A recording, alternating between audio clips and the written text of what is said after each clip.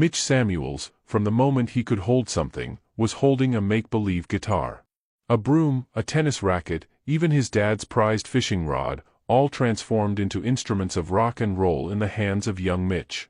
By the time he was a teenager, the make-believe was gone, replaced by a real, battered Stratocaster that was practically glued to his hands. He wasn't just good, he was inventive. He coaxed sounds out of the guitar that his family and friends had never heard before. He incorporated everything from blues riffs to classical arpeggios into his own unique style. His basement became a haven, a space filled with the swirling energy of his music, a testament to his burning passion. He dreamt of stages, of crowds, of the electric thrill of sharing his music with the world. Then, the world went black. A drunk driver, a rainy night, and a life irrevocably altered. Mitch woke in a hospital bed, his head throbbing, his body aching, but the physical pain was nothing compared to the suffocating darkness that had become his constant companion. He was blind. The Stratocaster sat in its case, gathering dust in the corner of his basement. It became a painful reminder of what he had lost, a symbol of a future that had been stolen. He couldn't even bear to look at it, though, of course, he couldn't see it anyway. "It's over, Sarah," he told his wife, his voice hollow. I can't play. Not like this." Sarah, his rock, the woman who had always believed in him, held his hand. "Don't say that, Mitch. Don't give up. You're a musician, not a painter.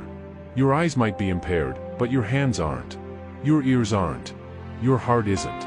He scoffed. "Easy for you to say. You can see. You can see the strings, the fretboard.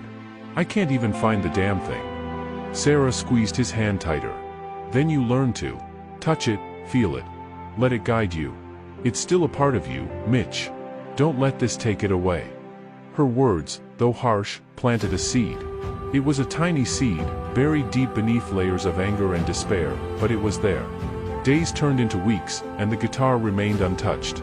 Then, one evening, he found himself drawn to the basement.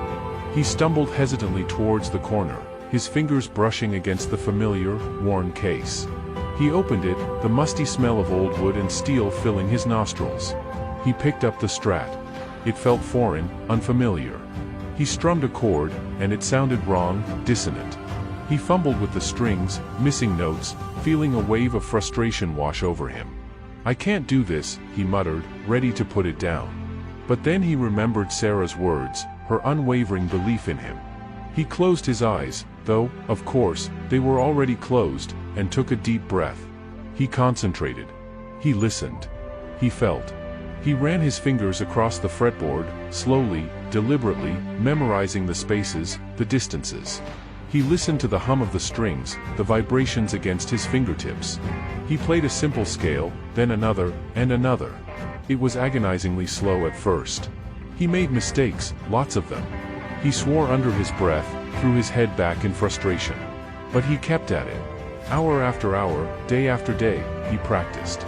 Slowly, painstakingly, something miraculous began to happen. He started to rely on his other senses. His touch became more sensitive, his hearing more acute. He began to feel the music instead of seeing it. He discovered new nuances in his playing, a depth of emotion he hadn't known existed. He started incorporating his blindness into his music. The blues became deeper, the melodies more melancholic, the improvisations more soulful. He was playing from a place of profound understanding, of loss and resilience, of darkness and light. One night, a local radio station played a recording of him. The response was overwhelming.